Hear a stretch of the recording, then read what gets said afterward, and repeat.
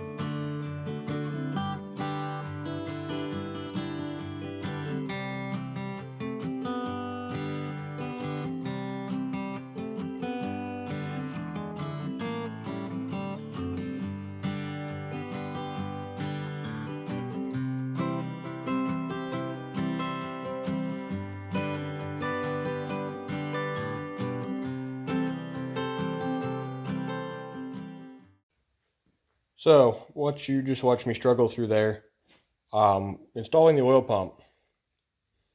Take the line off that goes from the pump up into the block. Lightly thread it into the, like loosely, just a couple turns, thread it into the pump. Slide the pump up in its hole, guiding the input shaft for the pump that goes down in the little angle drive for the injector pump. Guide that up in. Once that's going, make sure the line for the oil going into the block is lined up. Then push it up in. Then get it started on the block, tighten on the block, then go back and snug it up on the pump. The next thing is going to be that gear that goes down over that to drive the injector pump. You have to time that to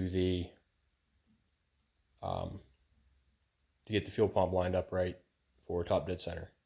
The book I have here, I'm going to read that, and it explains how to do it. Well, I used Permatex because when Dad got gaskets, he only got the head gasket set for this one. But these had some sort of silicone. I'm imagining it was caulking out of a caulking gun for like doing bathroom tile or something, but I don't know. There was something gooey and sticky on the back of those. I put Permatex Ultra Gray on there. They're not a sponsor. That'd be cool if they were. So they use a lot of their products.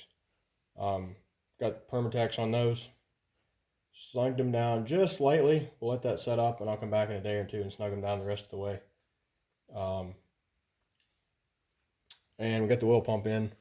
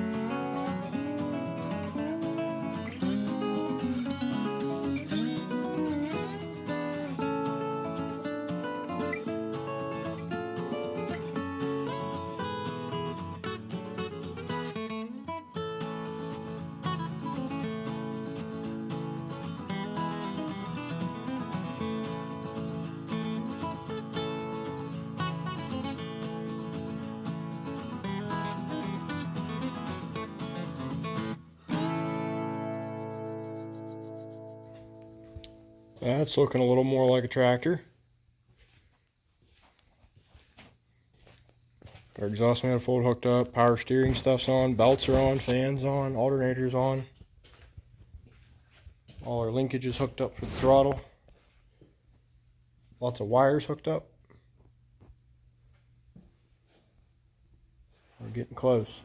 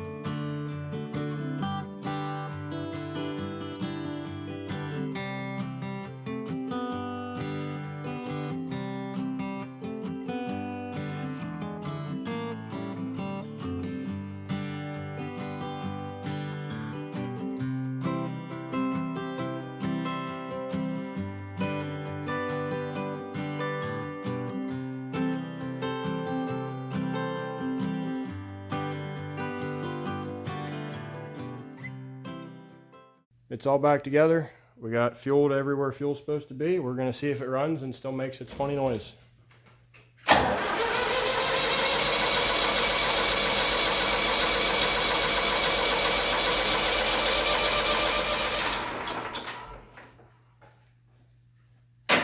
have air in these guys because it was leaking out of them right away.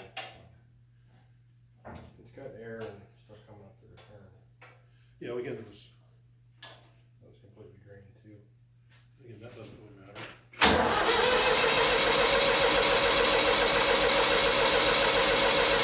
I got these strike injectors, so.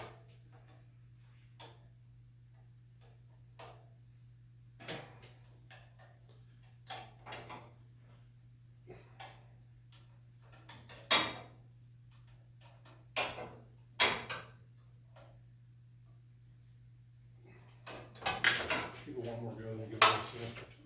Cause me slosh.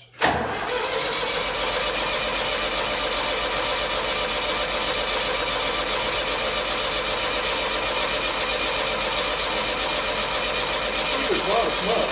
Yeah. I'll give her a little sniff, cause me slosh.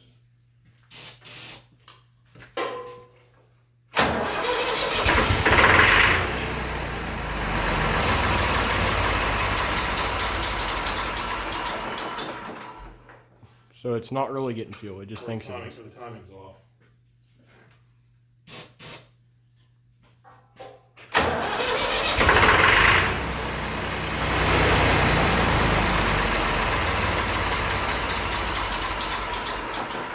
But it's clearly getting fuel because we're getting all kinds of smoke.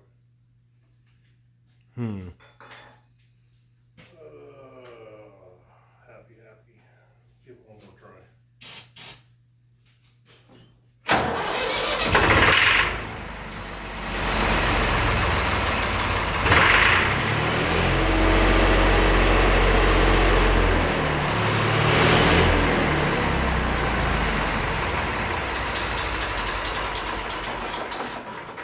Is our throttle just adjusted wrong? It's too low?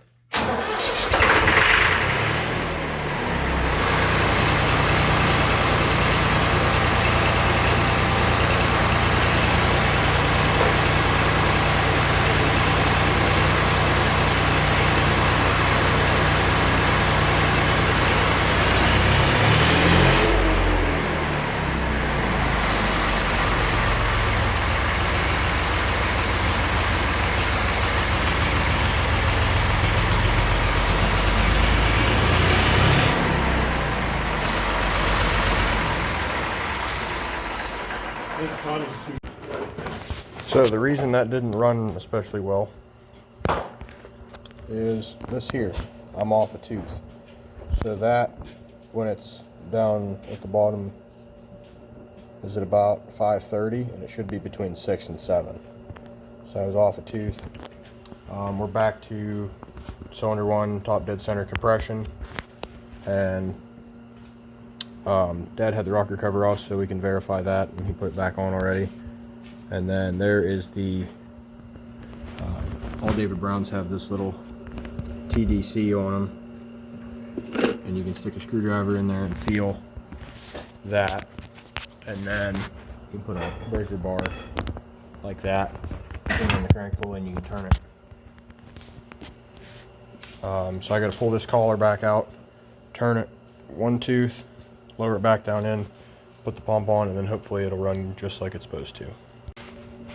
So I pulled that back out, turned it a little bit, set it back down in. Now we're looking like 630, and we're supposed to be between 6 and 7. So that's right.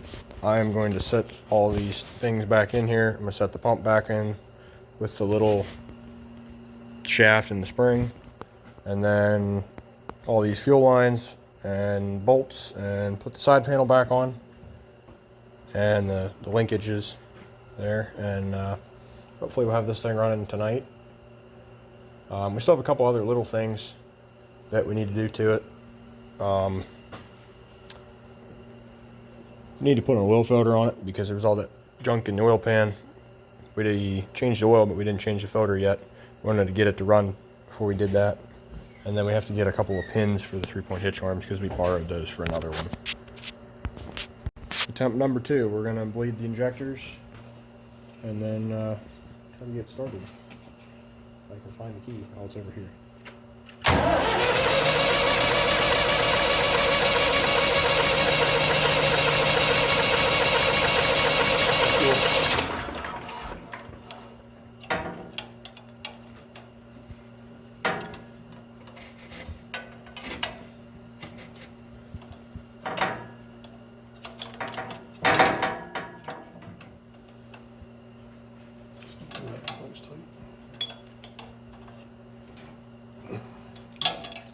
See what happens.